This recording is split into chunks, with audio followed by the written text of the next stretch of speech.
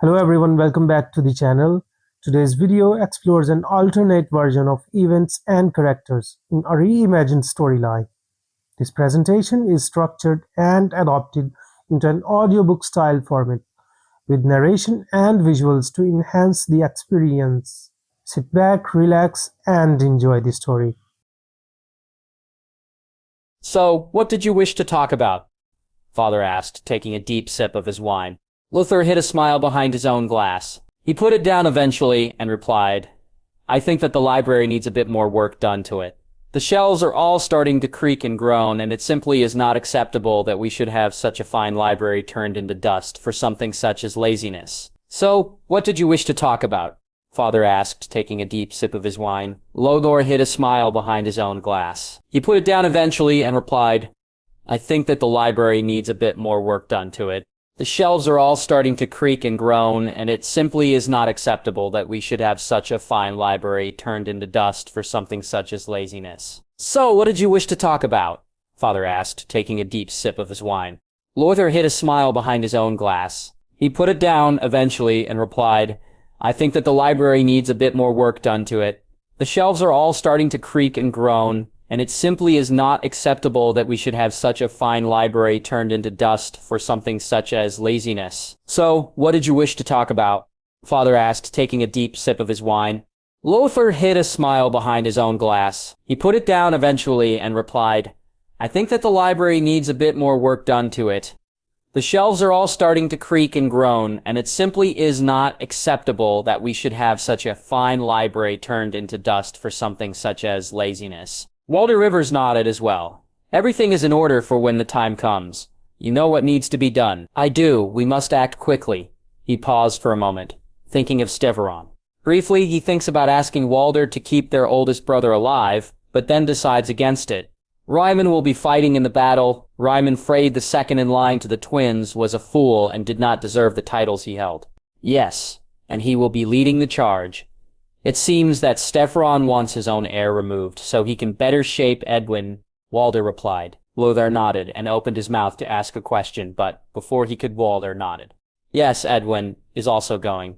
Little Walder has been preoccupied with chasing down those frogs in the swamp. He will not make it out alive. Lothar nodded again and then asked, You are sure that this plan will work? Aemon might be dead, but his sons are still alive, and they have a far superior claim to the twins than anyone else as long as they are around, and they are not going to be fighting in this battle. Walder put a hand on his shoulder and said, I know it will work. We've received assurances that it will work, and I trust those who have asked us to do this. They have delivered before, and they will deliver now. You need not fear what happens out there. There was a brief pause then. Walder spoke once more. You have everything you need? Yes, Lothar replied simply. Good, I must go now. I shall see you when I return. Walder Rivers said. Lothar nodded and turned and walked out of the room and back into his own. He paused, looking around the room, and then he walked forward to his wife's room and opened the door. Leonela was there. She looked up as he walked in and stood up. Is everything ready? She asked. Yes, I must head off now. My brothers will have left by the time I return. He kissed her briefly. They were friends, if not in love with one another, and that was enough for him for now. She placed a hand on his cheek and whispered, Be safe. Lothar nodded and kissed her again and then turned and walked out of the room. He made his way out to the courtyard where the men were gathered. The twin towers of the House of Frey were flying high in the sky. There were many mounted armored men before him. Stepherwan at the front with the red plume he favored in his helm. Raymond was at his side. Father was stood somewhere close by. His voice carried, In the name of all that is holy, I ask you, bring back glory. There was a loud cheer, and then the gates opened, and the men rode out to battle. Lothar said a quick prayer and then walked off to his father's study as planned. As he entered his father's study and sat down, he looked around the room. It was filled with books and letters and other things that Walder Frey had accumulated over a lifetime of being Lord of the Crossing, and a generally fucking annoying man. Lothar looked around the room and saw a letter sticking out, just waiting to be read. He picked it up and read through it. Dear Walder, I know that this finds you well. It has been many years since we last spoke. I think it is appropriate that I now say that which we both know is coming. The world is changing. The crown grows stronger and it verges on tyranny. We must ensure that everything is in place before we act properly. There will be those who oppose you. There will be those who question your reasons. You must ignore them, and you must ensure that everything is as it should be. Regards. Rosine. Who was this J figure, and how did they know his father? Were they working together? Was this the mysterious member of the organization that father had decided to attach himself to? Lothar had a lot of questions, but he pushed them to the side and placed the letter back on the table when the door opened. His father walked in and looked at him once before saying, "I see you are here to do something then. Tell me, Lothar, what do you want?" Lothar thought for a moment. There could be any sort of meaning to that question, and knowing his father, that was probably the reason behind the question. Eventually, he decided to merely give a simple response. "I just want to talk. With everything that is happening, I think that talking is going to be quite important." Father snorted again and took 2 glasses from the table and pushed them forward. He then gestured at the decanter on the table as well and said, "Well, since you're going to want to talk about something, you might as well pour me a drink." Lothar nodded, grabbed the decanter, opened it, and poured himself a drink, and then he looked up and saw that father was looking elsewhere. He poured father a glass of wine and then kept the decanter raised and flicked his fingers. He saw the substance fall in and put the decanter down. He handed the cup to his father and took his own cup. "So, what did you wish to talk about?" father asked, taking a deep sip of his wine. Lothar hid a smile behind his own glass. He put it down eventually and replied, "I think that the library needs a bit more work done to it. The shelves are all starting to creak and groan, and it simply is not acceptable that we should have such a fine library turned into dust for something such as laziness." Walder Rivers nodded as well. "Everything is in order for when the time comes.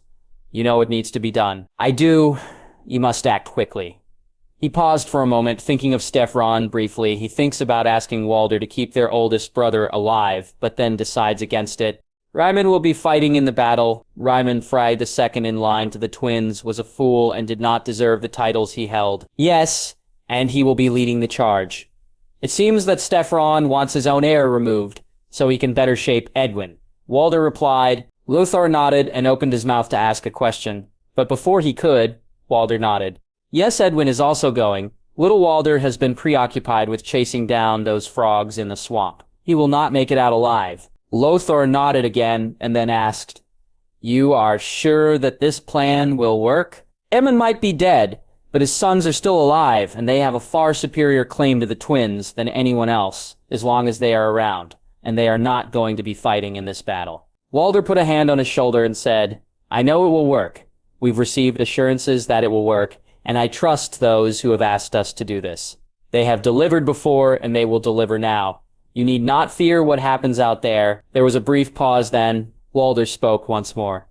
"You have everything you need?" "Yes," Lothar replied simply. "Good, I must go now. I shall see you when I return," Walder Rivers said. Lothar nodded and turned and walked out of the room and back into his own.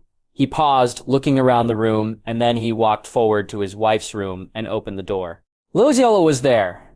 She looked up as he walked in and stood up. "Is everything ready?" she asked. "Yes, I must head off now. My brothers will have left by the time I return." He kissed her briefly. They were friends, if not in love with one another, and that was enough for him, for now. She placed a hand on his cheek and whispered, "Be safe." Lothar nodded and kissed her again, and then turned and walked out of the room. He made his way out to the courtyard where the men were gathered. The twin towers of the House of Frey were flying high in the sky. There were many mounted armored men before him. Stefan at the front, with the red plume he favored in his helm. Reimann was at his side. Father was stood somewhere close by, his voice carrying the name of all that is holy. "I ask you, bring back glory." There was a loud cheer, and then the gates opened, and the men rode out to battle. Lothar said a quick prayer, and then walked off to his father's study as planned. As he entered his father's study and sat down, he looked around the room. It was filled with books and letters and other things that Walder Frey had accumulated over a lifetime of being Lord of the Crossing and a generally fucking annoying man. Lothar looked around the room and saw a letter sticking out, just waiting to be read. He picked it up and read through it. "Dear Walder, I know that this finds you well. It has been many years since we last spoke. I think it is appropriate that I now say that which we both know is coming. The world is changing, the crown grows stronger, and it verges on tyranny. We must ensure that everything is in place before we act properly. There will be those who oppose you. There will be those who question your reasons. You must ignore them, and you must ensure that everything is as it should be. Regards, Jade. Who was this Jex figure? And how did they know his father? Were they working together? Was this the mysterious member of the organization that father had decided to attach himself to? Lothar had a lot of questions, but he pushed them to the side and placed the letter back on the table when the door opened. His father walked in and looked at him once before saying, "I see you are here to do something." Then, "Tell me, Lothar, what do you want?" Lothar thought for a moment. There could be any sort of meaning to that question, and knowing his father, that was probably the reason behind the question. Eventually, he decided to merely give a simple response. "I just wanted to talk. With everything that is happening, I think that talking is going to be quite important." Father snorted again and took 2 glasses from the table and pushed them forward. He then gestured at the decanter on the table as well and said, "Well, since you're going to want to talk about something, you might as well pour me a drink." Lothar nodded, grabbed the decanter, opened it, and poured himself a drink. And then he looked up and saw that Father was looking elsewhere. He poured Father a glass of wine and then kept the decanter raised and flicked his fingers. He saw the substance fall in and put the decanter down. He handed the cup to his father and took his own cup. "So, what did you wish to talk about?" Father asked, taking a deep sip of his wine. Lothar hid a smile behind his own glass. He put it down eventually and replied, "I think that the library needs a bit more work done to it. The shelves are all starting to creak and groan, and it simply is not acceptable that we should have such a fine library turned into dust for something such as laziness." Well, the Rivers nodded as well. "Everything is in order for when the time comes. You know what needs to be done." "I do. We must act quickly." He paused for a moment, thinking of Statfron. Briefly, he thinks about asking Walder to keep their oldest brother alive, but then decides against it. Raymond will be fighting in the battle. Raymond Frey II in line to the twins was a fool and did not deserve the titles he held. "Yes?" "And he will be leading the charge. It seems that Stefan wants his own heir removed, so he can better shape Edwin." Walder replied. Lothar nodded and opened his mouth to ask a question, but before he could, Walder nodded. "Yes, Edwin is also going. Little Walder has been preoccupied with chasing down those frogs in the swamp. He will not make it out alive." Lothar nodded again and then asked, "You are sure that this plan will work? Edmund might be dead, but his sons are still alive and they have a far superior claim to the twins than anyone else, as long as they are around, and they are not going to be fighting in this battle." Walder put a hand on his shoulder and said, "I know it will work. We've received assurances that it will work, and I trust those who have asked us to do this. They have delivered before, and they will deliver now. You need not fear what happens out there." There was a brief pause, then Walder spoke once more. "You have everything you need?" "Yes," Lothar replied simply. "Good. I must go now. I shall see you when I return," Walder Rivers said. Lothar nodded and turned and walked out of the room and back into his own. He paused, looking around the room, and then he walked forward to his wife's room and opened the door. Lynettle was there. She looked up as he walked in and stood up. "Is everything ready?" she asked. "Yes, I must head off now. My brothers will have left by the time I return." He kissed her briefly. They were friends, if not in love with one another, and that was enough for him for now. She placed a hand on his cheek and whispered, "Be safe." Lothar nodded and kissed her again, and then turned and walked out of the room. He made his way out to the courtyard where the men were gathered. The twin towers of the House of Frey were flying high in the sky. There were many mounted armored men before him. Stefan at the front with the red plume he favored in his helm. Raymond was at his side. Father was stood somewhere close by. His voice carried in the name of all that is holy. "I ask you, bring back glory." There was a loud cheer, and then the gates opened, and the men rode out to battle. Lothar said a quick prayer and then walked off to his father's study as planned. As he entered his father's study and sat down, he looked around the room. It was filled with books and letters and other things that Walder Frey had accumulated over a lifetime of being Lord of the Crossing and a generally fucking annoying man. Lothar looked around the room and saw a letter sticking out, just waiting to be read. He picked it up and read through it. "Dear Walder, I know that this finds you well. It has been many years since we last spoke. I think it is appropriate that I now say that which we both know is coming. The world is changing. The crown grows stronger, and it verges on tyranny. We must ensure that everything is in place before we act properly. There will be those who oppose you. There will be those who question your reasons. You must ignore them, and you must ensure that everything is as it should be. Regards, Gay." Who was this GA figure? And how did they know his father? Were they working together? Was this the mysterious member of the organization that father had decided to attach himself to? Lothar had a lot of questions, but he pushed them to the side and placed the letter back on the table when the door opened. His father walked in and looked at him once before saying, "I see you are here to do something then. Tell me, Lothar, what do you want?" Lothar thought for a moment. There could be any sort of meaning to that question, and knowing his father, that was probably the reason behind the question. Eventually, he decided to merely give a simple response.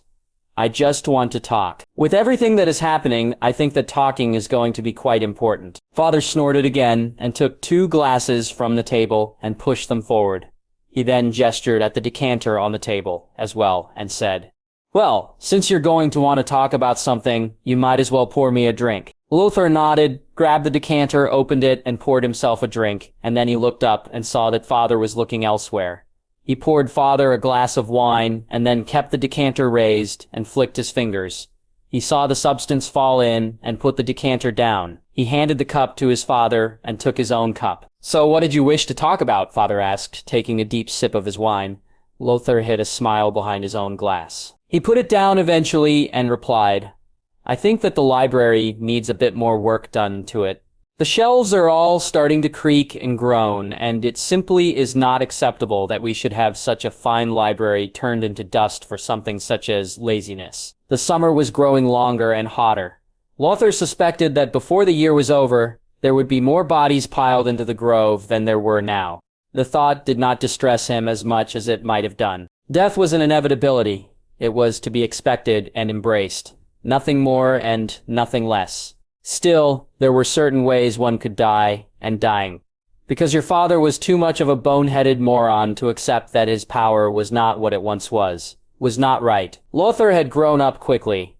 One had to growing up in the twins, and he knew that when things got tough, that the family would turn on one another. Already, Walder Frey's grip on the twins was beginning to slip, the longer he took to ensure proper due practice. Walder Frey was a stiff old man who was convinced he had more power than he actually had, and Lothar was growing tired of accepting this.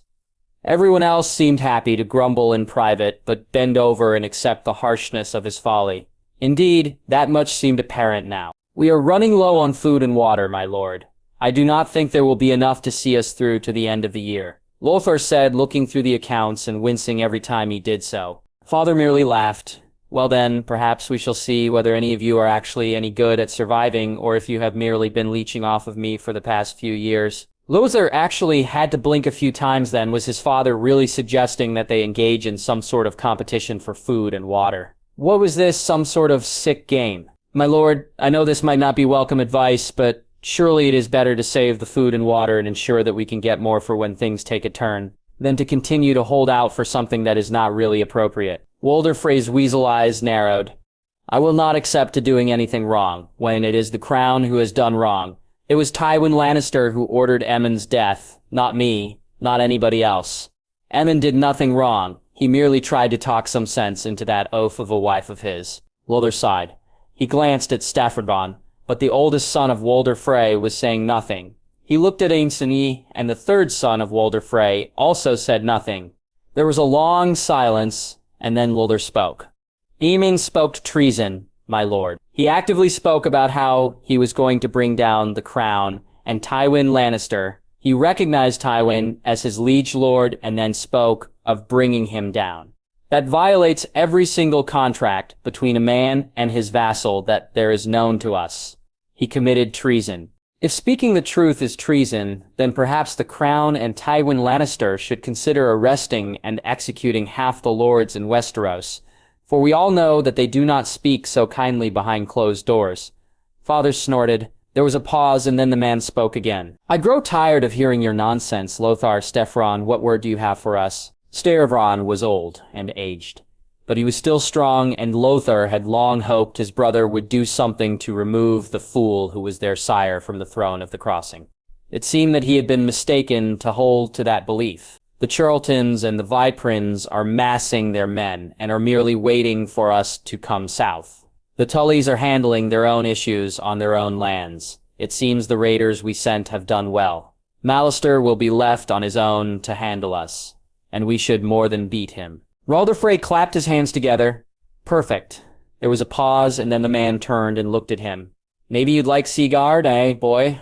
It's got its own riches and talent, and I believe Mallister has a sister or a cousin who is said to be quite the beauty. Lothar kept silent. He didn't want Seagard.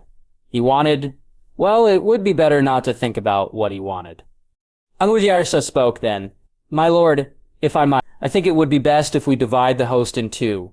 One portion heading directed southward, and the other heading more toward Old Stones to ensure that whoever we come face to face with is not completely sure where to turn. There had been a time when Walder Frey had been a good commander, and as such he considered the options and nodded approvingly. Very well then, but I want a forced march from the host, marching directly south. We shall not be caught up in the web of deceit that affected the Peaks when they rebelled. Hostine spoke then. My lord, if I might... Father waved his hand, and Hostine continued. I think that it would be best to leave something akin to 300 men here in the Twins itself. The frogs have been hitting us harder with the raids, and as such, we need to know they won't try something bolder whilst the majority of the fighting men are away. That was actually a sensible suggestion from Hostine. Something that surprised Lothar, considering his brother was not exactly the smartest of men. Father seemed to think so as well. Well, this is an unexpected piece of thinking from you, boy. Now, I agree with what you say, and I think that Lothar shall remain behind to guard the castle. Lothar blinked, and then nodded. Of course. This made things a lot easier. There was a brief pause, and then Father spoke. You all shall leave in 3 hours' time. I want you to get as good a start on this as you can. Surprise will be crucial to ensuring that we have the advantage that we want. There was some murmuring of assent, and then Father waved a hand, and they all walked out of the solar. Lothar's mind was filled with ideas and plans, half of which he immediately discarded as too risky and too noticeable. His father was a fool, not an idiot. He kept walking through the corridors, nodding to various family members, and wondering not for the first time why his father felt the need to have so many children. Lothar knew that his father had had 2 sisters, and maybe 1 brother. The 2 sisters were dead now, but the brother had died as a child as well. Perhaps father felt the need to fill the hole that they had left behind. That would be something worthy of inspecting again. For now, though, he saw the door to his room and breathed a sigh of relief. He opened the door and walked in. He was about to sit down when there was a knock on the door. Wondering who it could be, he turned and opened it and found himself looking at Stefron. Brother, he said, trying to keep his voice from filling with panic. Brother, Stefron said commandingly. Might I come in? Of course, Lothar said, moving to the side and allowing his brother to walk in. Stefron was not wearing armor, but Lothar got the impression that this would not be a long conversation. His brother sat down and spoke. What are you planning? I don't understand, Lothar replied, his heart hammering. Stefron snorted. Come now, brother. I was not born yesterday. I know more about you than you think. I know that you are not happy with what father has been doing, and I know that you are anxious to end the suffering of the family. So, I want to know, what are you planning? For a brief moment, Lothar considered lying, but then he remembered that every time he had done that as a child, Stefron had always known, and the punishment had always been worse. He swallowed, and then said, I might be planning on making sure father does not survive. He expected all sorts of reactions, but he did not expect Stefron to merely nod and say, Very well, make sure you are careful with how you go about it. Stefron got up then and walked to the door, and Lothar called out, Are you not going to say anything else? Stefron did not even bother turning round. No, the less I know, the easier it will be for you. With that, Stefron opened the door and walked out of the room. Lothar was left in his room, not completely sure of what had just happened. He stood there for a moment longer before turning to the other side of the room and opening up another door and walking through. There he finds someone else waiting for him. Walder. He nodded to his brother. Balder Rivers nodded as well. Everything is in order for when the time comes. You know what needs to be done. I do. We must act quickly.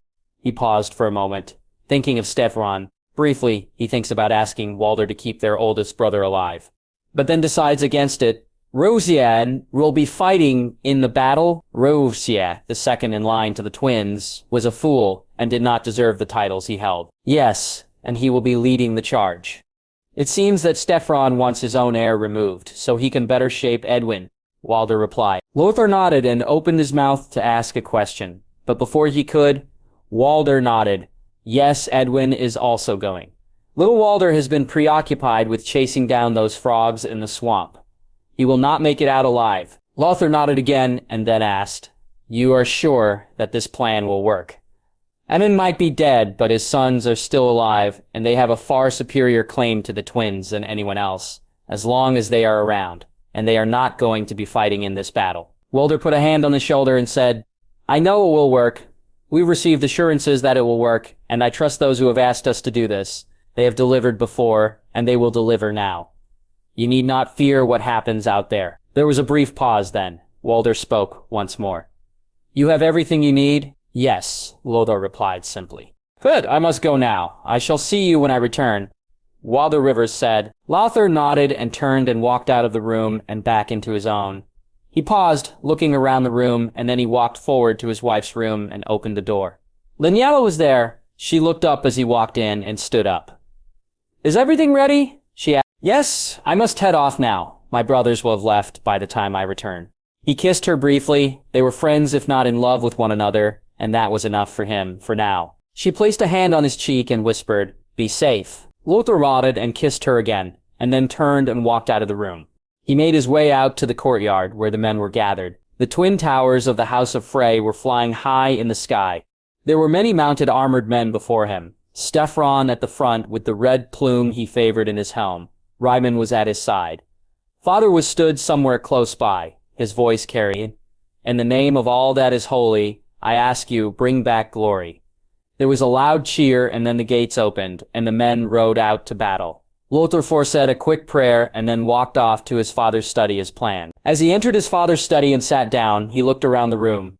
It was filled with books and letters and other things that Walder Frey had accumulated over a lifetime of being Lord of the Crossing and a generally fucking annoying man. Lothar looked around the room and saw a letter sticking out, just waiting to be read. He picked it up and read through it. "Dear Walder, I know that this finds you well. It has been many years since we last spoke.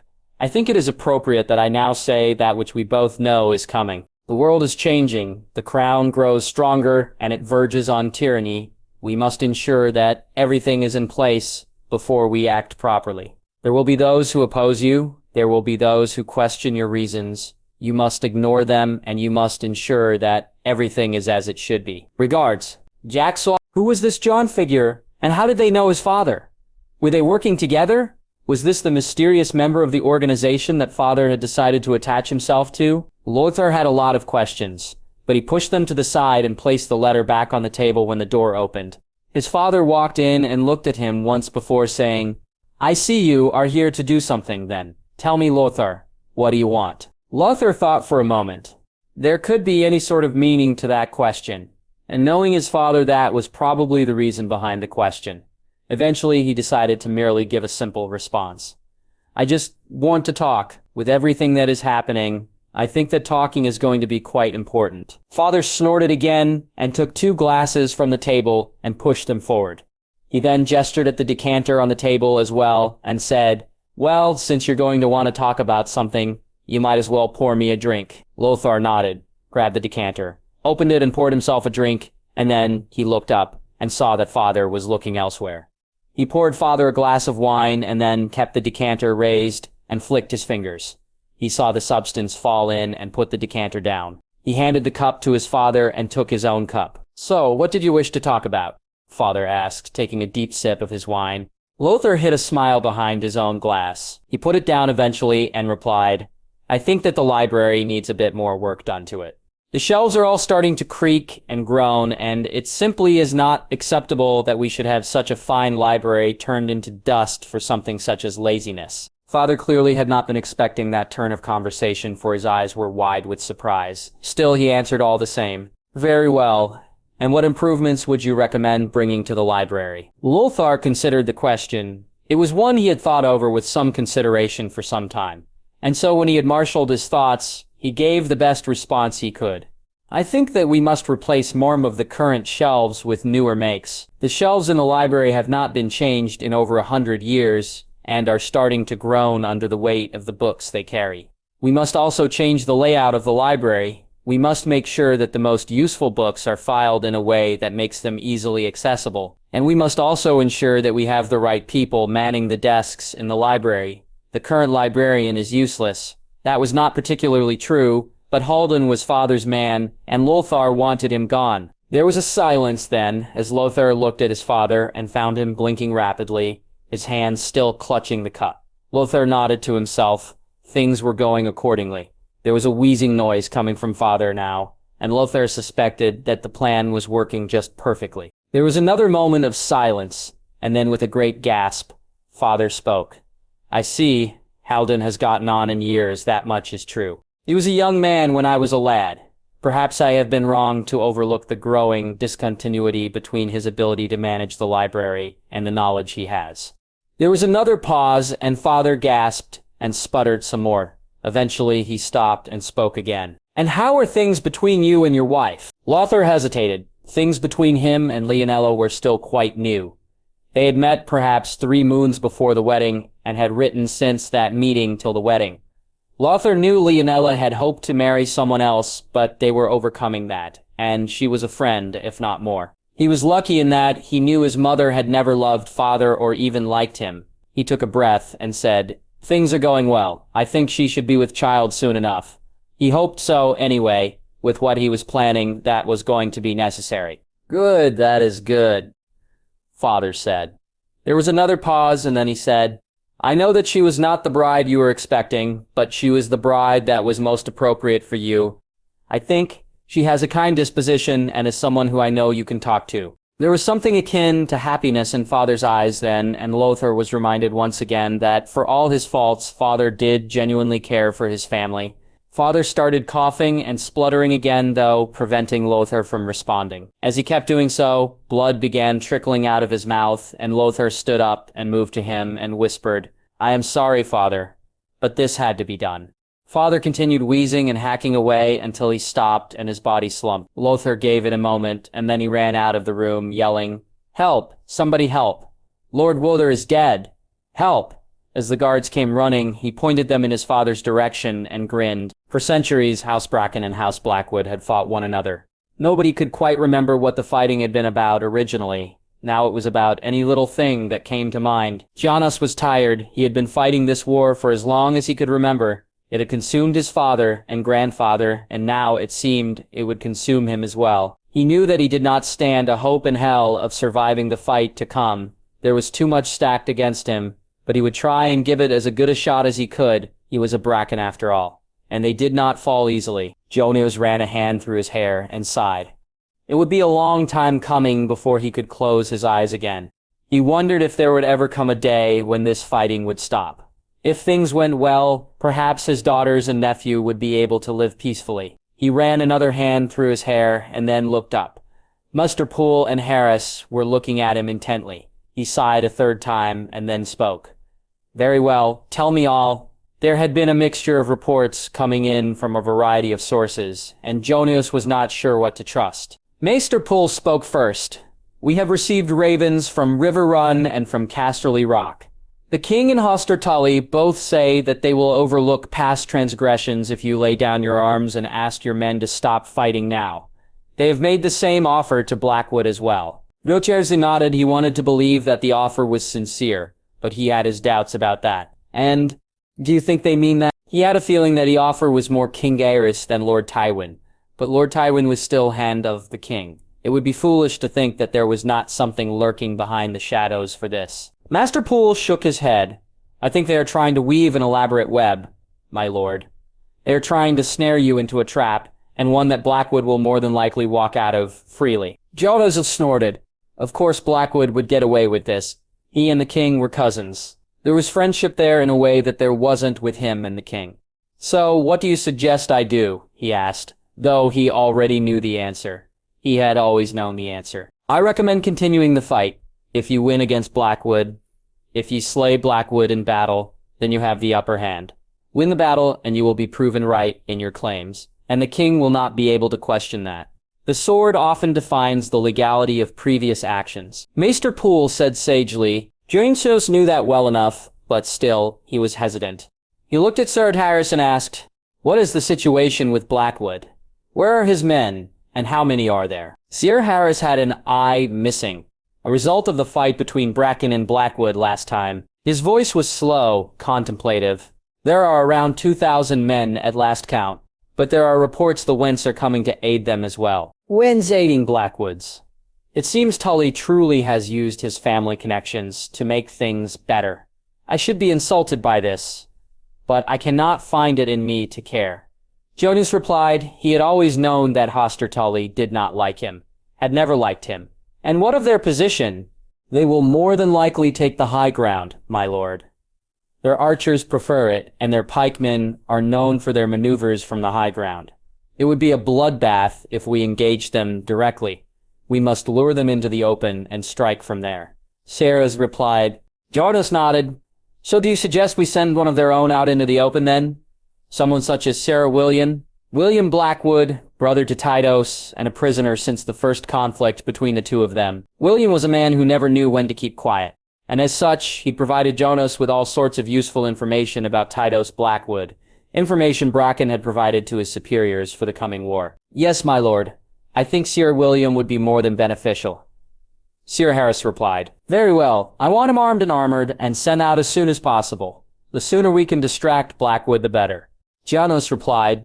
He paused then, considering his options, and then he asked, What of our allies? Where do they sit on this scale? The Viperins are approaching as quickly as they can. The last written communication we received from them stated they'd be here by evening. As for the Roots, they should be here as well before long. Sir Harris said. Janos nodded. Very well. I want the men ready to march out after the midday meal. The sooner we leave here, the better. Sarah Harris nodded and then stood, bowed, and walked out of the room, leaving Janos alone with Maester Poole. Janos looked at the Maester and said, Should something happen to me in battle, you know what must be done, Maester. The Maester nodded. I do, my lord. I will ensure the girls and Hendry receive the best possible care that they can, and I will speak to him. Who the him was did not need verbalizing. They were both well aware of who he was and what he wanted. Jonas nodded his thanks. Make sure you tell him that I did my best, and remind him of the duty of care he owes to our family. Of course, my lord, Master Poole replied. Yoshino's exhaled again, stood, nodded to Maester Poole, and then walked out of the room, his footsteps echoing on the walls as he walked. He knew he would need put on his armor soon enough, but for the time being, he was more than content to simply walk through the castle. Stonehenge was an old castle, one of the oldest in Westeros, certainly the oldest in the Riverlands. It had been added to throughout its tenure on the ground it stood on, and Jonas was very proud of the castle. It was an imposing structure and one that would leave a lasting impression for as long as it stood. He walked through the hall, opened the door to his daughter's room, and smiled as he watched them play. He stood in the doorway for a little while, listening as Barbara and Bethany barked orders at Catelyn and then took turns to do their sister's hair into elaborate braids. He smiled as he saw them help one another with their reading or whatever it was they were doing once they stopped braiding Catelyn's hair. He watched and listened, all the while memorizing their faces. They were beautiful. His girls so very beautiful, and he knew that they would make good wives for any man, any lord or knight or baron. He cleared his throat and they all looked at him. Daddy. Catelyn squealed and she threw herself into his arms. He hugged her and kissed the top of her head. Are you being a good girl, Kate? He asked. His daughter nodded and looked up at him with amber eyes, her mother's eyes, and said seriously, Yes, Papa. Barbara and Bethany were helping me braid my hair and learn about Sir Benedict. Justman. Janus nodded. If he knew his girls properly, which he hoped he did, then it was more likely that Barbara and Bethany wanted to know more about Sir Benedict, and they'd made Catelyn read alongside them. He looked at his youngest daughter, and then at his older two, and asked, Well, what have you learned about him? Catelyn squirmed a little until he put her down, and she took his hand and brought him into the room properly. He was the son of a Bracken and a Blackwood, a fine knight and a good man. He spent many years fighting the warring lords of the Riverlands until they were brought to heel and made his vassals. Catelyn looked at Barbara for help, and her elder sister obliged. He united the Riverlands behind him, and though he was the son of both a Bracken and a Blackwood, he did not take either name. Instead, inspired by his devotion to justice, he took the name Justman. Once he was crowned king at the Stony Sept by the High Septon, he spent much of his time traveling the Riverlands and ensuring that his lords held true to their promise of fealty. Barbara said confidently, she would be a handful as she grew older. As he traveled around the realm, he learned more about his people. He learned what they liked and what they disliked, what sort of cider went well with certain types of meat, and a great many other things. He married the daughter of a Tully and sired a great many children on her. He also met with other kings and fought off the Ironborn 3 times and the Storm Kings twice. He was seen as some sort of god by the people of the Riverlands. Bethany added, "And how did he treat his 2 families?" Jainsu was asked, curious as to how his daughters would treat the revelations about the jest. There was a moment's hesitation as his 3 girls looked at one another, uncertain as to how to treat this question. Eventually, it was bold Catelyn, who spoke. He treated them in a balance, Papa. Sometimes he would side with the Blackwoods if he felt they were being fair, and other times he sided with the Brackens if he felt they were in the right. He often tried to mediate between right and wrong and reach a compromise. Most of the time he succeeded. Such was his power. Other times he failed, and when he failed, he fought both sides and defeated them. Jonas nodded. He remembered being overawed at the knowledge that Benedict Justman had fought the Brackens and the Blackwoods at once and defeated them so thoroughly. He had always known that had he had a son, he would have named him Benedict. Alas, that was one thing he would never get to do now. He smiled at his daughters. "Very good. Now you know I must go now, but I want you to remember this. I love you very much. You must never forget that." His daughters nodded, and Barbara said, "You will come home, though, won't you, Papa?" Jonas hesitated. He did not want to lie to his daughters, but he also did not want to disappoint them. He took a breath and then said, "I will try my hardest to come home, sweetling." "It might not be easy, though." Barbara nodded solemnly and nodded at Bethany, who walked forward, then a little handkerchief in her hand. "We made this for you, Papa, to keep on your travels and to remember us." Bethany handed him the handkerchief, and he felt something well up inside of him. The handkerchief was brown and red, with the horse of Bracken on it and the silverfish of Jonas's wife on it. He took it and smiled at his girls. "It is lovely, thank you," Jane said softly. He pulled his daughters in for a hug and hugged them tightly, praying to the 7 that he would return to see them grow and marry. He kissed them softly and then let go. They moved back and he asked, "Where is Hendry?" "He's out in the yard, Papa," Barbara replied. Jonas nodded. "Thank you, sweetling." He looked at them one last time and then turned and walked out of the room. As he walked away, this time to the courtyard, he could imagine what his nephew would say. He found him staring listlessly at the horses as they were prepared for war. "You cannot go," Jonas said firmly. His nephew turned around, his brown hair long and his chin showing signs of stubble. "I know. Then why are you here?" Jonas asked, gesturing at the horses and the general chaos of the courtyard. I came to say goodbye. I know there won't be enough time later," Hendry said softly. Jameson nodded. "Very well." There was a pause. He had never truly known how to speak to his brother's son. "I am proud of you, Hendry," he said simply. "You are my heir now. Remember that.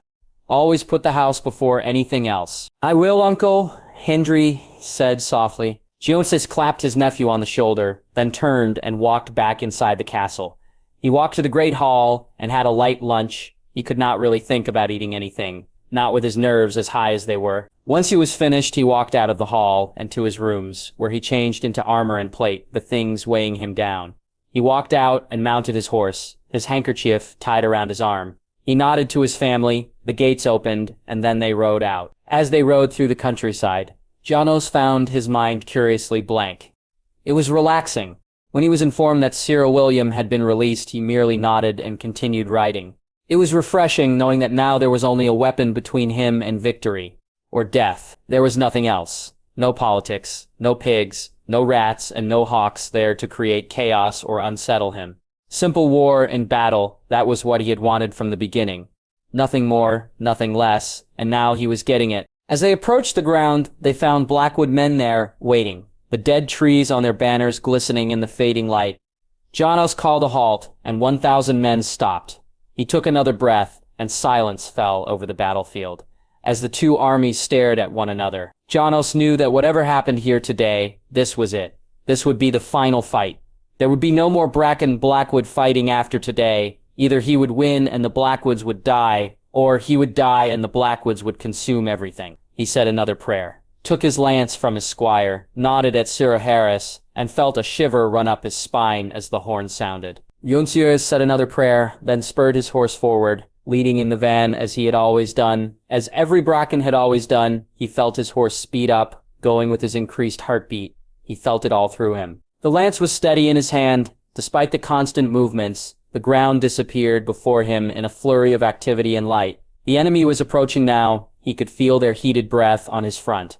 His lance raised itself up, and then there was an almighty crash. The lance took over, soldiers were flung and pushed away, armor was dented, boys screamed, men roared, and the battle began in earnest. His lance took on a mind of its own. It led him to find battle, to find those who should be broken, and those who would be left behind. He allowed it to grow and to growl, to drink and to feed. The ground was soaked red, and he was panting, and his heart was hammering. Jonas shook his head and heard a rattle in his helmet. He spurred his horse on, and saw it take a bite out of somebody's arm. Another turn and another person lay buried on the ground.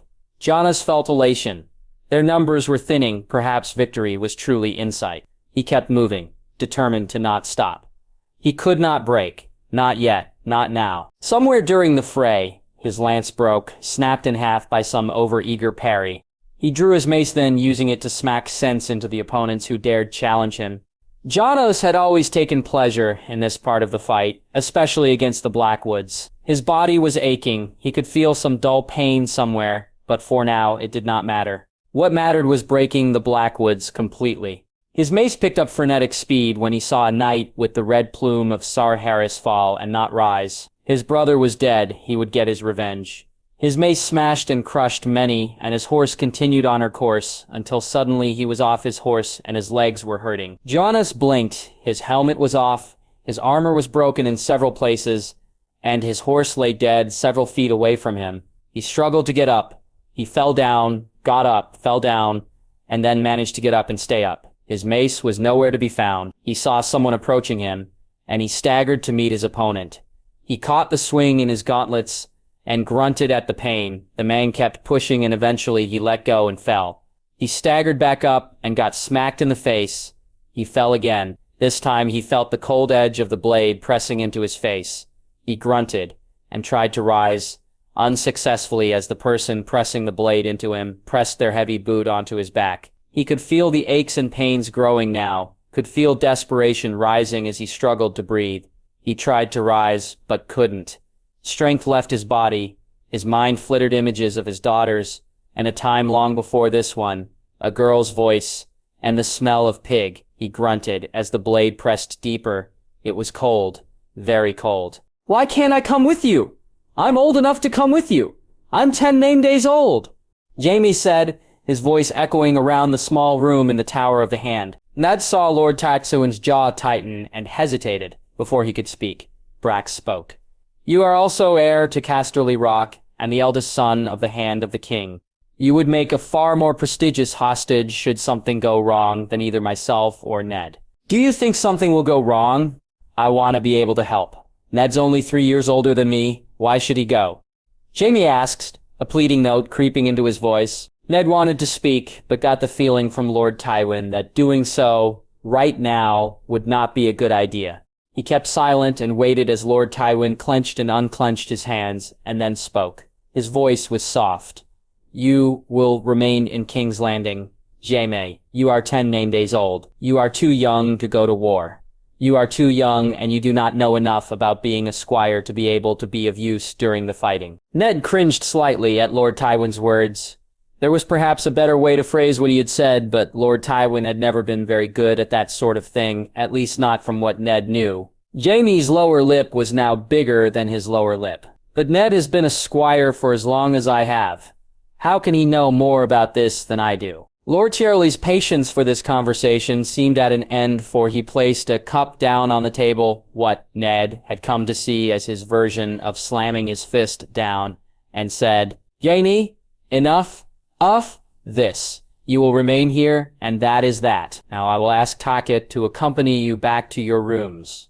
I must discuss things with Ned and Taitas." James pouted but nodded and turned and walked out of the room. There was a long silence afterwards, and Ned knew that Lord Tywin was making sure that James had actually left, and that he was not just standing there waiting and listening. Lord Tywin cleared his throat and spoke. "You know why we are going to Duskendale, do you not?" Both Ned and Brax nodded. Lord Tywin looked at them expectantly.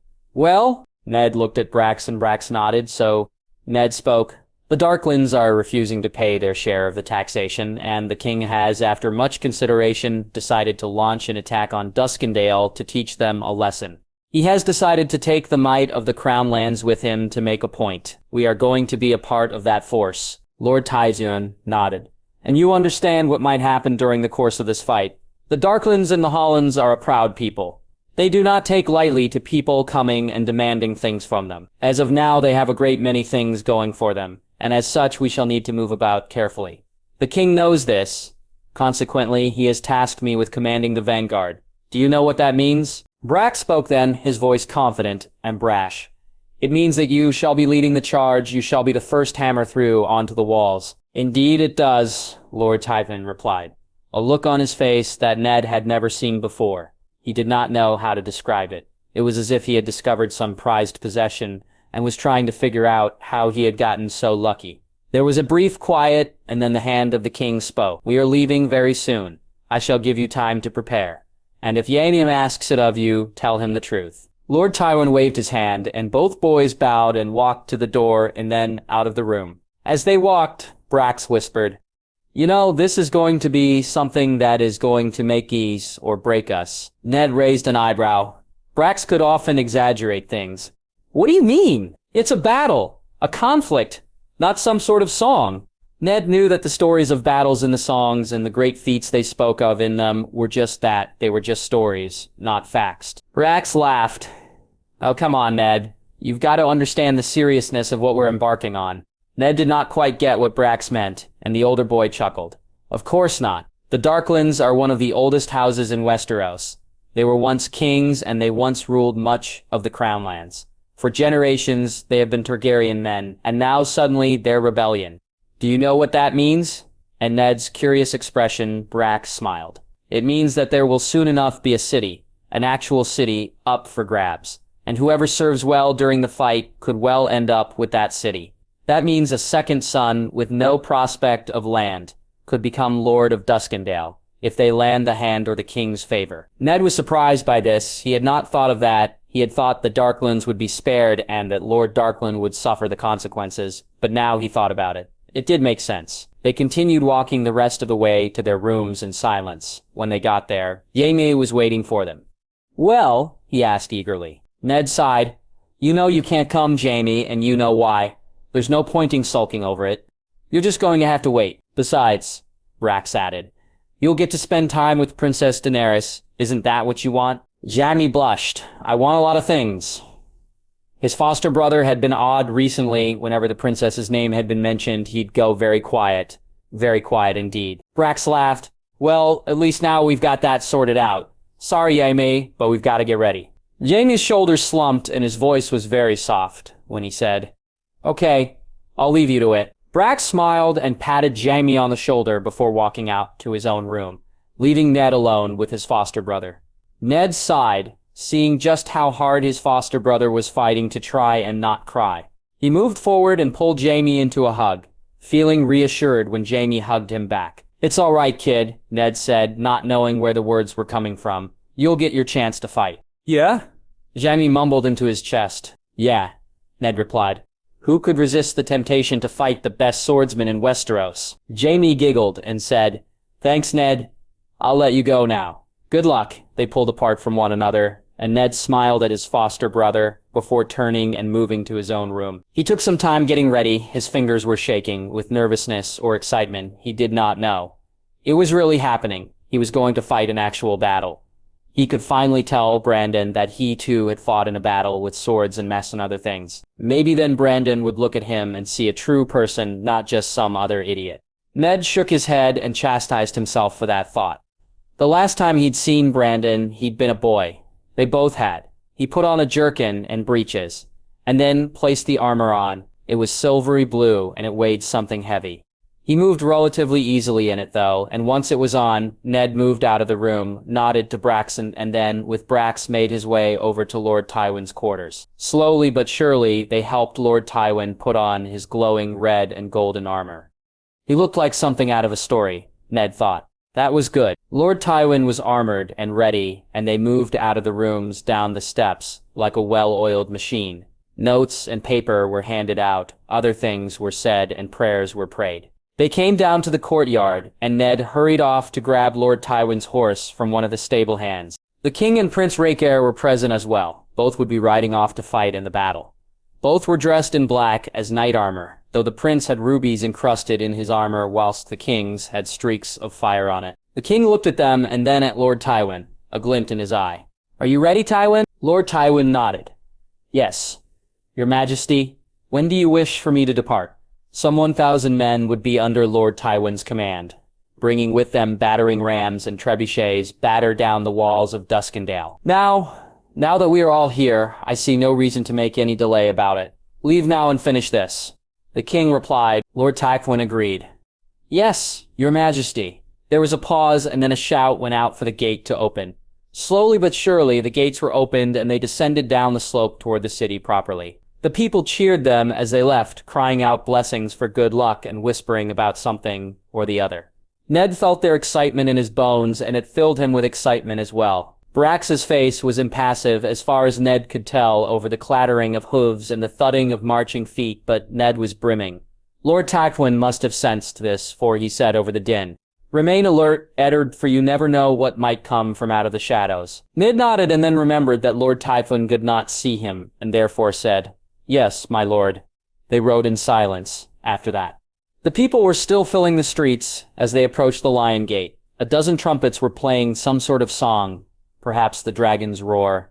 Ned did not know, but it continued as they rode through the open gate and out into the countryside properly. It was only as they moved into the woods that the trumpets stopped playing. Now they were left with silence. The journey would take a fair few days. Ned knew that much, and so he was prepared for the lengthy silences that would come. As they progressed through woods, it began to rain slightly, but they kept going. Lord Casterly wanted to reach Rosby before they stopped. Ned knew that, and so they kept going. However, it seemed the weather had other ideas, for it started raining even heavier once they got past Little Landing, and as such, Lord Casterly had to call a halt for a period of time. Ned remained a horse, though, as Lord Casterly also remained a horse, staring at the rain. The rain will cause them to grow confident. Lord Casterly said suddenly. Ned got the impression he was speaking more to himself than to Ned. Darkly never had any sense. He will keep his people inside instead of preparing to man the walls. They will never see the trap before it is set. Lord Casterly fell silent after that, and Ned was left to think about his words. The rain stopped a few hours later, and they started marching again. More men joined them as they advanced on to Rosby. It seemed the local knights and sheriffs wanted a piece of the action. Ned understood the reasoning why. Should things go well here, or should they get overactive then? Perhaps they could claim something and get a reward from the king. Rosie arrived before them, a small keep and a lot of land. Lord Rosby was an old man who constantly coughed and spluttered, but he gave them lodgings for the night. They settled down inside the castle, and Lord Tywin received word that the Knight of Saw's Horn was rushing to aid Duskendale. "Let them," Lord Tywin said. "He will die all the same." There was nothing more said, and in the morning they broke their fast and continued on their way. The rain stayed away for their journey. Instead, it was blistering hot. Ned could feel himself baking alive in his armor. Sweat was falling off his face in alarming quantity. Still, he pushed through without complaint, for Lord Tywin was quiet. Before he knew it, they were there. Duskendale loomed large, towers, spires. The banners of the Darklands and history was present before him. Standing on one of the main walls was a man with black hair, blue eyes, and armor on. "Lord Dennetti," Lord Tywin called out when they came to the walls. "And this nonsense, pay your taxes, and this need not go any other way." Lord Danes is silent. Then he replied, an odd note to his voice. "I cannot, unless the king gives me what I want. I will remain as I am." "That will never happen," Lord Tywin stated, an odd anger in his voice. "You are finished." Lord Denise laughed but said nothing. He turned and disappeared. As Lord Tywin moved back to where the men were waiting, Ned whispered to Brax, "Something is wrong with him." "Who, Lord Tywin?" Brax asked. Ned shook his head. "No, Lord Darkland. There's something odd with him. Could you not see it?" Brax laughed. "Now you've just seen the man from afar. You don't know him. He's committing treason. Maybe that's why he's acting so odd." Ned felt that wasn't a good enough explanation, but he kept quiet. They arrived where the men were, and Lord Tywin called out, "Begin." The trebuchets began whirring to life. They moved forward, their wheels carving a path in the mud before them, and then they stopped. They were moved back, then snapped forward with alarming speed. The rocks flew in the air. Ned counted to 4, and then they hit. The ground shook with the force of impact. The people on the walls, what few there were, screamed in fright. And then again, as another set hit, and another set, Lord Tywin raised his fist, and the barrage stopped. Ned observed the wreckage. There were bits of debris everywhere. The walls were broken in 3 places, and bodies were lying there unmoving. Surrender, and this can all stop, Lord Tywin called out. There was no response then. An arrow was fired out into the middle of the emptiness. Attack, Lord Tywin said, drawing his sword. Ned and Brax stayed close to him as they rode down the slope through the wreckage and into the city, and found it empty. There was nobody out in the open. Doors were barred shut. "Where is everyone?" Brax asked aloud, and Lord Tywin did not reply. He merely gestured to his men, who acted without thought. Doors were broken open, and people were literally dragged from their homes. The procession stopped, and people were forced to their knees. Words were muttered, and then these people screamed. Their blood decorated the streets and the walls of the houses they had once lived in. Ned watched in horror, his tongue somewhere else, clearly not working. They left the bodies where they had killed them and moved on. Another street, and the same thing happened. People were dragged out of their homes and killed.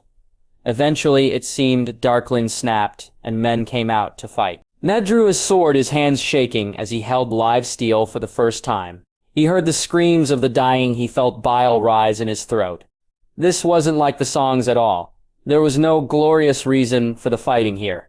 There was no maiden to save, no beast to slay, nothing. The men approached, and he felt as though he were watching something happening somewhere else. His sword moved, but he did not remember swinging it. He nicked someone and then knocked down someone else, and he did not remember how he had done it. Ned saw the little girl who had died when her parents had been dragged out of their house as his sword moved. He saw himself kill that little girl, and he saw Lya in her place. He saw his blade go into Lya's head. He saw Lya's eyes roll backward and her body fall down lifeless. Ned wanted to scream, but he did not how to do so. His tongue had deserted him. Somehow they moved forward. Somehow they destroyed more of the men attacking them than anyone else. His sword was red. His body was covered in sweat. His armor was a weight around him. Ned saw a man who looked like Maester Wallace. The man was walking and crying for someone or something. He saw the man cut down like he was nothing, his body trampled over by a horse. Ned turned round and realized he had trampled over the man. He looked at his sword, outstretched and dripping, and realized he had killed the man. He had killed Maester Wallace. He nearly screamed. It went on and on.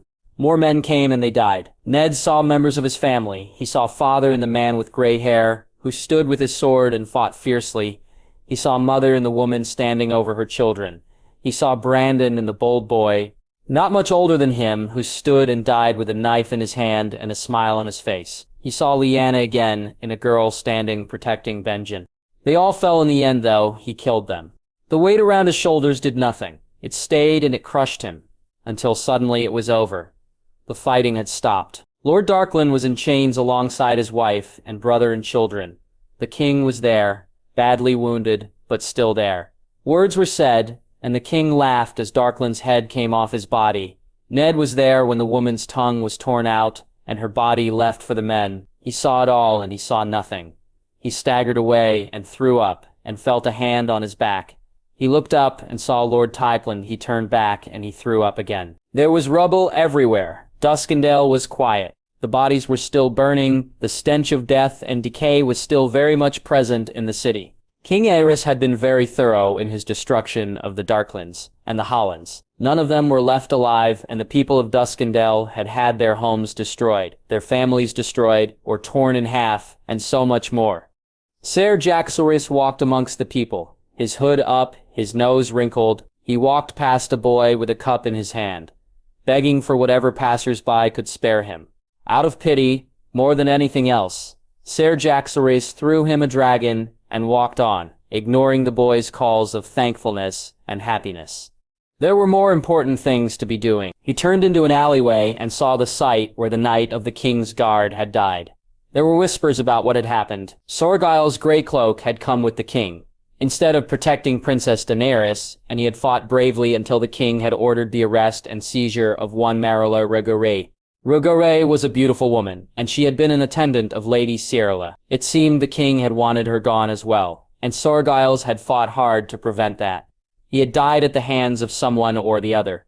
The details were sketchy, and Jacares was willing to leave them be. He had liked Sorgares. The man had been a kind soul, and a very good swordsman. His replacement, Sir Arthur Dane, would have much to learn in the days to come. The Kingsguard remained formidable, though Lord Commander Sir Gareth Hightower was getting on in years, but he could still break a man with one hand. Sir Barristan the Bald was as quick as ever. Sir Harold Grandison might appear slow, but there was a smartness there that lurked behind the shadows, just waiting for the right moment to strike. Sir Jonathan Darry was loyal beyond all reason, and he had done more things for the king than many might have thought sane. Sir Gawain Gaunt was another formidable opponent, and one who remembered the days of King Aegon's reign and the wars that came. Sir Azaradat Saiged was a young man, the son of a powerful lord and a formidable swordsman with a deadly sense of humor. He had saved the king more than once, and now there was one more, the youngest of the Kingsguard. Sir Isuritu, recently given Dawn, 16 named days old, and the Prince of Dragonstone's closest friend, Jacares, had watched his progress with great interest, and he was relieved with what he saw. The boy was quick, fast, smart, and agile, and adaptable. That last was important. Very important. Jaxley snorted to himself. He was getting sentimental in his old age. He spared one more look at the spot where his friend had died, and then he turned and walked away, down the streets that were littered with people, begging or arguing, all of them wanting something the others did not have. The king's punishment was a harsh thing. Duskendale would recover in time, but right now it was the spot of gangs and lawlessness, controlled lawlessness, of course. The king was not a fool. He knew the risks of allowing such a city to go without a lord for too long, and so Jaxley's had kept his men in place, allowing them to continue their descent into power. There was a girl with blonde hair. She stared at him, her eyes wide. She could not see under his hood.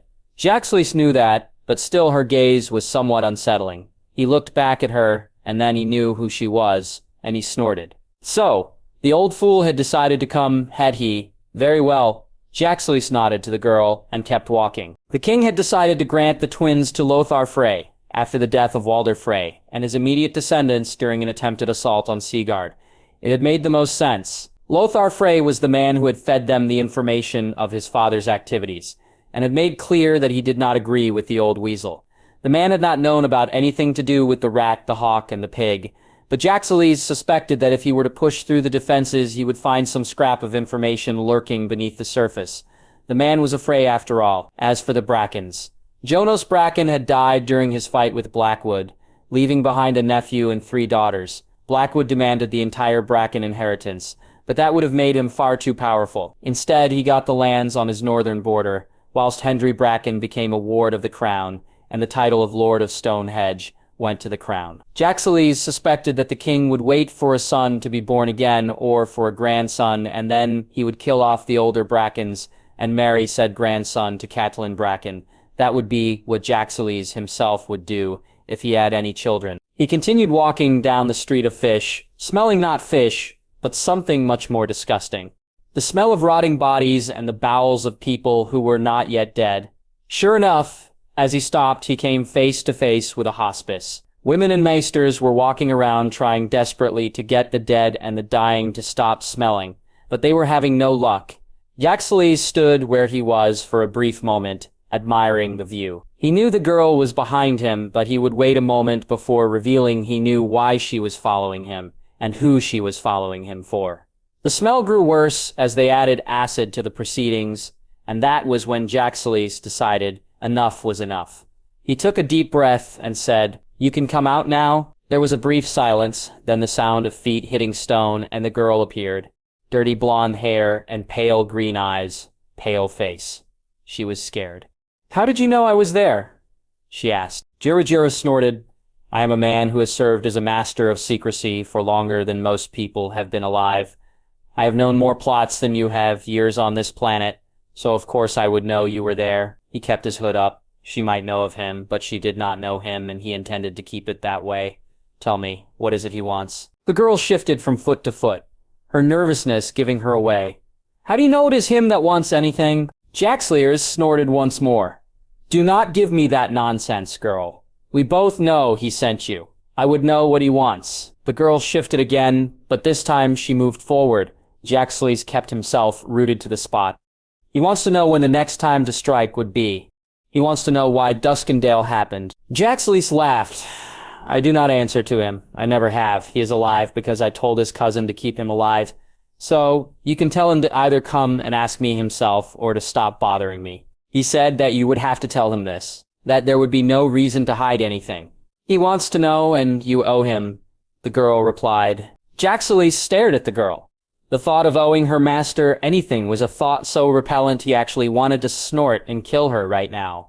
But instead he kept his breathing even and replied, I will give you an answer. Whether it is satisfactory to him or not is none of my concern. A pause, the girl was interested. He knew that her life depended on getting a solid answer from him, and so he said, Ask me the questions you want answers to. Why did Duskendale happen? The girl asked, and Jaxleys was disappointed.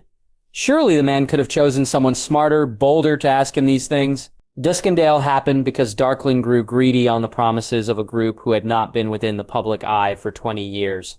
He foundered on their lies and now he is dead, and 2 ancient families are dead, Jaxleys replied. He suspected he would find something within the city if he looked hard enough, but right now he needed to see what this girl knew. Bracken and Frey are still alive, their houses are still ruling. Why then did the king decide to remove the Darklings, when the Darklings had always been loyal before? The girl asked. The Brackens and Freys are down in their standing with society for their rebellion. They are now on the king's good graces. Darkland had that chance, and he threw it away. There was nothing more that could be done. Jaxleys replied, What will happen to Duskendale now? The girl asked. Jaxleys got the sense that she was asking more for herself than for her master. He took another look at her and saw the telltale signs of abuse and nodded to himself. Duskendale will stand and it will rebuild. The girl's shoulders relaxed as she exhaled. Very well, thank you. With that, he watched as the girl disappeared down the street and through the slopes of the city. He stood where he was, and then he clicked his fingers and other figures appeared. Did you see the girl? He asked. Yes, my lord, Boris replied. She was lying, my lord. Her master did not send her here. Jameson stated, disgust in his voice. Naturally, Jaxleys said. She came here of her own free will. Now that is what I want to know. Why did she come here and not wait till later? He knew who her actual master was, and it was not who his friends thought it was. He kept quiet on that matter, though. Follow her. Find out where she goes and where she stays. Find out who she speaks to and who she avoids. I want to know everything. Yes, my lord, Boris replied before he disappeared back into the shadows. Jaxleys waited a minute and then whispered, Do you trust her? It is not a case of trust, Jameson. It is a case of seeing who is what and why they are what they are. That is all that matters. Jaxleys replied patiently. If she cannot be trusted, what do we do? James asked. Jainsiros kept himself calm, though he wanted to throttle Jainsiros. You do what is necessary to protect the king and the royal family. There was a pause, then Jainsiros too disappeared, leaving Jainsiros alone in the street. The smell of fish was growing more and more acidic. It was becoming hard for him to breathe properly, and so he walked through the stench onto the other side. There were more houses. This was where the merchants and the guilds had stayed. They too had been touched by the king's attack on the city, but they were suffering more from the lack of trade than from any physical destruction. He walked into the guild hall and spoke to the first person he saw. You know, staring at the sign isn't going to bring customers in. The man had a brown beard and a head filled with gray. He jumped slightly and then said, I know, but it cannot hurt to look, to remind oneself. Are you sure you're not trying to torture yourself? Jaxleys asked. Maybe I am. Maybe I am not. I don't really know anymore, the man replied. Are you truly as gone as that? Jaxleys asked. I do not know. I think that in time everyone goes that far, and they never come back. Father never did. The man replied. Your father was a weakling. You are not. Jaxleys stated. The man laughed. You always knew how to give a rising speech. Jaxaris grinned under his hood. You always needed it. Tubo, why are you still here? Tubo, Mott sighed. I do not know. I thought I'd find something here. But there is nothing. Yaxley stifled a groan. His friend had always wanted something more than he could get, especially when it came to the things from Valyria. As softly as he could, he said. You know that the Darklands never wielded Valyrian steel. I doubt they kept any detailed record of the stuff and its properties within their city, or even amongst the guild hall. He paused and then gestured at the sign. So, staring at that is not going to do any good. Mott ran a hand through his hair. I know. Still, it would have been nice. His friend looked around and then whispered, Let's get out of here. Jaxley kept his hood up and walked with Mott through the doorway of the guild hall down the corridor which was lined with portraits of men who were long since dead and rotting. They stopped when they came to a small room. The door was locked, but Mott opened it with a quick 1-2 move that Jaxley had seen him use many times before. They walked into the room and Jaxley saw the dust and the blood and sighed. Why are we in here of all the rooms? Because there is something I need to tell you, Mott said. What? Jaxley asked. He did not like the sound of this, nor did he like how Mott was shifting. The rat, the hawk, and the pig. They're real, you know that. You know they were back and operating. Only one of their number has been removed.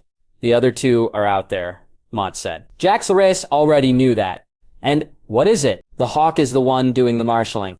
I know this because I overheard Darkland soldiers talking about how their lord was adorning their castle and their city with hawk masks as if in homage to this man or woman or whoever it was behind the mask. It is said that a man with a hawk introduced Darkland to his wife and that the man constantly visited to ensure things ran smoothly, Mott replied in a rush. Jaxley had not known this. He had searched high and low for more information on the hawk. Perhaps he was getting slow in his old age. Do you know who was behind the mask? Mott shook his head. No, but I do know that they had great sway over Darkland and his wife. It was the hawk who convinced the man to refuse to pay taxes and to demand a charter for his people. He wanted all of these things to serve as a distraction. Paxlioris had an idea of what this distraction could be. It had been used 50 years ago as well. What was the purpose for the distraction? To ensure that the money and the resources that were being harbored here could be taken out of the city without anyone truly noticing they were gone, Mott said. Now this was news to him. What resources? I was not aware there were any resources within the city. Swords, daggers, armor, coin, books, maps, all things that one would need to plan for a war or an invasion. The hawk wanted them in great quantity, and ensuring that they were taken out without anyone getting in the way was the thing's top priority. Mott said, something off in his voice. How do you know this, Topo? Then don't give me this nonsense about only knowing it because you overheard some soldiers talking about it. No soldier would know this much. You would only know this much if you had either worked for Darkland or if there were some other reason for you knowing it. James Yards said, I was a thief before I became a blacksmith. Learning things is in my blood. You know this. That is why we became friends, Topo said, the odd note in his voice growing. Topo, what has this got to do with anything? What have you done? Daxlieris asked, though he had a sneaking feeling he knew what was about to happen. I did everything that was asked of me. I ensured that the information got passed through. The king was good to me. But then they found me. They found me when I was told they would never find me. They took advantage of my family and my wife, and I could never live with myself after that. I did what they asked, and now here we are. Mott rambled. Toposhoxley said, holding his hands up, whatever has happened, it is fine. I am sure we can fix it. I'm sure we can ensure that nothing wrong happens anymore. Just trust me on this. Come with me to King's Landing, and we can ensure that this never happens again. Mott's eyes were wild when he replied, You cannot save me. Nobody can save me. I have betrayed myself, and my family, and my king. I must end this now. He drew a knife from his pocket and pointed it at himself. Corby, think about what you're doing for a moment. Just think about it, Jaxley pleaded. It was as if time slowed down then. Mott plunged the knife in so slowly that Jane Shares had moved forward 3 steps by the time blood started pouring out. He saw Mott's eyes widen and then saw him fall to the ground with a deafening clatter. Jane Shares stared at his friend and then felt a knife press into his own back, and he sighed. So, it was you. I figured you'd be here. Good to know you're not too slow, the girl replied, giggling. Why are you acting like a girl? Come now, show me your true face. Jaxlius replied, bored. Blonde hair fell to the ground and the knife dug into his back. The voice was deeper. Very well. Are you ready to die, old man? I am now. Get on with it. Jaxlius said, Oh, and Various, make sure to clean up. The eunuch laughed and the knife pressed in further. Since Duskendale, there were days when the stench of blood and decay would fill his nostrils and make him stop what he was doing. There were days when he needed to breathe and fight for the very things he had lived for so long for. He had to remind himself of who he was and what he was. Duskendale had been brutal, far more so than what had happened to the Rains and the Tarbecks. Duskendale had come as a surprise. The king had not responded well to a former vicious ally turning into such a vicious enemy, and so they had reflected that feeling in their attack. There were boys and girls who would never grow up into anything more than pale shadows now. The Darklands and the Hollands had gotten what they had deserved for rebelling against the crown. But the others, the people of Duskendale, Tywin was not sure whether they deserved their fate, and that nagged away at him. The king had said his piece when Duskendale was done, and they had returned to King's Landing. There had been no celebrations despite the fact that Frey was dead. Bracken was dead, and now so was Darken. The rat had died a gruesome death at Seaguard, and the pig and the hawk seemed to have died with him as well. Yet there was a feeling unspoken between Tywin and the king that there was more to it. Ser Jaxlius had died in Duskendale as they had known he would, and so his new replacement had come, highly vetted by Ser Jaxlius beforehand and trained by him as well. Yet that was not where Tywin was now. No, he had a duty other than that, as Hand of the King. He was a father figure to two boys who had seen something that no boy should have to see. He had brought them along because he had wanted them to experience a siege. He had not thought that it would become as bloody as it had. He had hoped it would not. That had been a mistake. He stood before them both. He saw the way Tyus held himself, his shoulders rigid, his eyes laughing but not filled with laughter, and he knew that the boy was having difficulty reconciling everything. Then there was Eddard, the second son of the Lord Stark, with gray eyes and short brown hair, and an expression that most of the time Tywin could not read, could not decipher unless he really looked. The boy looked as though he had not slept for days. Tywin cleared his throat and said, What happened to Duskendale was something more than what you thought it would be. As Brax went to protest, Tywin held up a hand. I know that for it was the same for me. There is silence as both boys look at him in surprise. The Darklands were traitors, as were the Hollands, and they deserved the fate that they got. However, I did not think that the people of Duskendale would choose a liege lord who was doing them more harm than good, over their king who was merely trying to reason with a rebellious vassal. And for that, I apologize. Had I known then, perhaps the mess you saw could have been avoided. That was the truth, or as much of it as Tywin would give two boys, one of whom was nearly a man and the other who was still a child. Neither boy said anything, and so Tytus continued, I remember the first battle I fought. It was against some rebels who had donned the masks of those who had insulted the royal dynasty once before. I was 9 days old. The fighting was most furious, and at the end of it all, a prince lay dead alongside the rebels. I did not sleep for days afterwards. Whether that had been from grief due to his master being dead, or from the sheer horror of what he had seen, Titus did not know. He was not sure he wanted to know. He looked at the boys and saw that they were listening to him intently, and so continued. The first time is always the worst. There is so much expectation. The songs make you think that what is about to happen will be some glorious thing, something that will be remembered fondly. But that is a lie. You find out that it is a lie the moment you cut down someone, or you see someone die. When you hear someone cry out for their mother or their father or their wife or beloved, then you know that what the songs tell you is a lie. Titus remembered hearing a boy some 5 days older than him, crying out for another boy, someone he later learned was the boy's lover. He had wept for days after that, in private away from Stefan and Arius. When the energy courses through you, you do not think that perhaps there is something else going on. Blows that come do not hurt as they should, and the wounds and dents you see are nothing compared to the elation you feel. When the fighting stops and you have had a chance to calm down and think, you feel horrified at how you felt. You want to deny that you enjoyed it, that even though you are largely horrified at everything, some part of you did enjoy it. Eddard was looking at him now, his eyes wide, and Tywin knew that this applied more to the Stark boy than it did to Tytates. That is normal. It is normal to wonder why it is as it is. And now, if you have anything you wish to discuss, please do. He had spoken to Prince Duncan once, long ago, and had this same talk. Nobody said anything for a long time, and then Eddard spoke, his voice soft. At night I see them, their bodies piled high. I see them staring at me. They demand I answer for what I did, and I do not know how to answer them. Tywin listened to the boy and does not say anything, for Brax spoke next. I hear their cries during the day, when we're sparring or when I'm doing something else. I know the Darklands deserve their fate, but what about the people of Duskendale? Did they deserve to die like that? To have their fate carved out for them by the king who is supposed to protect them? I know that that is treason to ask, but still, are they really deserving of such a fate? What will happen to them now that they are without a lord? Tywin paused, thinking over the question. Then when he had reached an answer, he spoke. The people of Duskendale were casualties of their lord's folly. They did not deserve the fate they were given.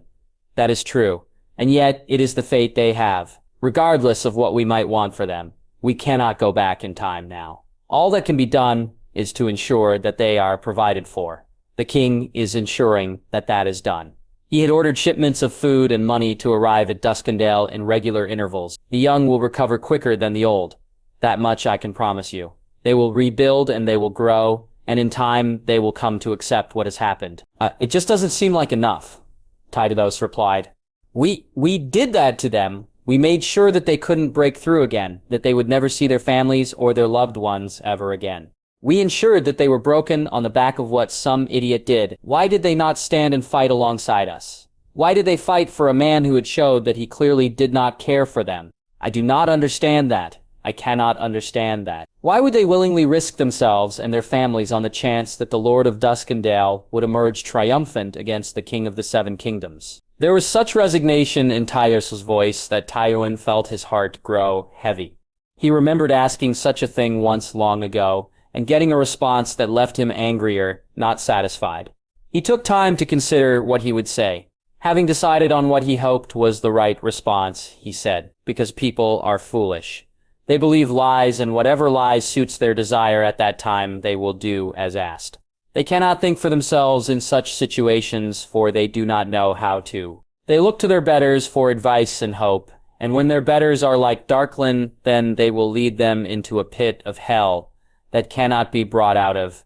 It is our duty to ensure such a thing never happens. For when the people are left to their own devices, then things go terribly wrong. As he said that he thought of what he had seen in the southern Westerlands, where bandits had been elected as lords and where the people died and starved by the thousands, all the while allowing the bandits to tell them to blame the rock. He had killed those bandits and hanged everyone else. As a message against such foolishness, Eddard spoke then, his voice questioning. Will it ever stop? Tywin took one look at the boy, and he knew then what the boy meant. In time it will fade away. It does not ever stop, but there are ways to deal with what haunts you at night. You can take milk of the poppy, but that would dull your senses, and that is not something you want at such a young age. You can talk about it with people who know roughly what it is you are going through, and you can continue to train and practice, but it will never go away, Tywin replied simply. And will we need to fight more wars like this? Or was that the last and only one? Eddard asked, and there was such hope in his voice that Tywin felt like a monster when he replied, I'm afraid not, Eddard. There are many out there who would still oppose the king, and as such we must ensure that they are fairly dealt with. We cannot have them out there causing trouble. The safety of the Seven Kingdoms depends on it. Eddard's shoulders slumped. Tydaros put an arm around his friend and said, Thank you, Lord Tywin. We shall leave you now and stop disturbing you. Lord Tywin waved a hand. You are my charges. It is my duty to ensure that you are well. If you need to talk, please do talk to me. Both boys nodded, and then turned and walked out of the room. Tywin watched the boys go, his heart heavy. There would be more fighting of that, he was convinced. There was more to this scheme that Frey had seemingly concocted than he was willing to admit, or rather that Lothar Frey was willing to admit, for Tywin was not convinced that the new Lord Frey was as innocent of his father's schemes as he pretended to be. He looked down at the letter he had received from Volantis. The Triarchs wanted to end the siege on Braavos as they were growing tired of laying siege to a fellow Eastern power. Tywin knew that the Elephants really wanted to end the siege due to the upcoming elections and the fact that Volantin profits had been slipping recently. He snorted. He would not budge on that matter unless the king wanted him to. He pocketed the letter, stood up, and made his way out of the Tower of the Hand and toward the king's solar. As he walked, he saw children playing. He saw men sparring, and he saw ladies flirting with courtiers. He smiled. This was what court was. It was peaceful and playful. But there was always a danger of the game creeping in. So far, they had crushed the game, but it could rise again. It would rise again. Tywin arrived at the King's Solar, nodded at Sir Barristan and Sir Gawain, and then entered the room. The king was sat in front of the fire, staring at the flames. His voice was distant when he spoke. "So, how did it go with your squires?" "Well, I think," Tywin replied honestly. The king snorted. "I suppose that is as good as it is going to get, really." A pause. The king was still staring at the fire, but his hands were twisting and turning as they often did when he was nervous. "You know, when we were boys, I was always very jealous of you, getting to go out and fight against the rat, the hawk, and the pig with Uncle Darren whilst I was stuck in King's Landing. Then I remember hearing the stories of the fighting, and I remember being quite grateful that I was too young to go." There was another pause, and this time the king turned around away from the fire. "Do you remember the first time we went out to fight together?" Tywin nodded. "We were boys still, and I think the Brackens had rebelled again." Brackens. Rygers and some other house had rebelled against grandfather. They had Lord Hoster hostage, and so we had to move out to handle them. "It was quite the battle," the king replied. Tywin hummed in agreement. He had killed 10 men then and been so shocked he'd not heard the king asking him how he was until he had reached King's Landing. "How did we deal with it?" The king sighed. "I do not know. It took me a very long time to come to terms with what had happened, and I think I took that out on Rhaella." There was shame in the king's voice, and so Tywin remained silent. He knew that things between the king and queen had not always been as good as they were now. "I think eventually I talked about it and slowly healed." There was a pause, and then, "You know why I had to do what I did in Duskendale." Tywin sighed. "I do, your majesty. That does not mean I agree with it. But yes, a point has been made, and I do not think anyone would stand to reason against you now." "Good," the king replied. "I want you to stay here for a little while. I am inviting the new Master of Whispers here to give me a demonstration of his abilities, and I want you to see what he does and what you make of him." "Of course, your majesty," Tywin replied. There was a pause, then the door opened. Varys, the Master of Whispers, entered. He was a bald man, slightly plump, but he smiled, and then the king spoke. "What is the key?" Tywin was surprised by this question. But listen to see how the eunuch would respond. "The key is the answer to the riddle of who let the darkness into the world. The key is believed to be an actual key, but this is false. It is symbolic of those who would pursue power for power's sake. Nothing more and nothing less. One of the key lives within the walls of this very castle." The man replied. "And who is that man?" the king asked. "Lucier is Falerion," the eunuch replied. Tywin hid his surprise. The king did not seem that surprised whatsoever. Instead, he asked, "And now what happened when the Freys plotted their treason?" Walder Frey wished for immediate action, but Lothar Frey cautioned patience. He ensured that Emmon Frey was pushed into revealing more than he was supposed to, thus ensuring that he would have to be executed, and therefore ensuring that Walder Frey would drive for war. Lothar Frey wanted to become Lord of the Crossing by any means necessary, and so now he has achieved this goal. He will continue to serve at the crown's pleasure, but only so long as he retains the permits for the crossing. Varys stated. There was a pause, and then Varys said he wants to meet with members of the Brotherhood in 3 days' time to discuss more favorable rates for the toll. "They're trying to head into the north?" Tywin asked, surprised. "No, that is merely a disguise that Frey threw out there to distract anyone who would look. They are truly meeting to discuss rewarding Frey for doing the work he was asked to do. And now that his father and Bracken are gone, there is a void in the Brotherhood's ground leadership. They will offer him a chance to take up that gap." Varys responded, "And who are the people who are going to be meeting him?" Tywin asked. "Lyman Corbray, Edwin Waynwood, and Donella Forrester." The eunuch said calmly, "They are merely the base of the Brotherhood. There are more members whom my little birds are working on finding. We shall have their names and their purposes soon enough." Tywin had to admit he was impressed with the information that Varys had gathered. It was all new and relevant information, and was sure to help them when it came time to handling the Brotherhood. He looked at the king and saw that the king was smiling. "Very well. That is all. Thank you, Varys. You may go." The man bowed and disappeared before them. A moment later, the king turned to look at him, and he said, "I think he is good. What do you wish to do about the information he has given us?" "I want men waiting for Lothar Frey and his friends, and I want Valyrian watched. This time they shall be punished accordingly." the king replied. Tywin nodded and bowed. Yes, your majesty. As he walked out of the solar, he felt a ripple of excitement run through him. Thank you for listening to the story. If you enjoyed this reimagined story and audiobook style presentation, feel free to like and subscribe for more content like this. New stories and alternate scenarios are updated regularly. Now see you in the next video.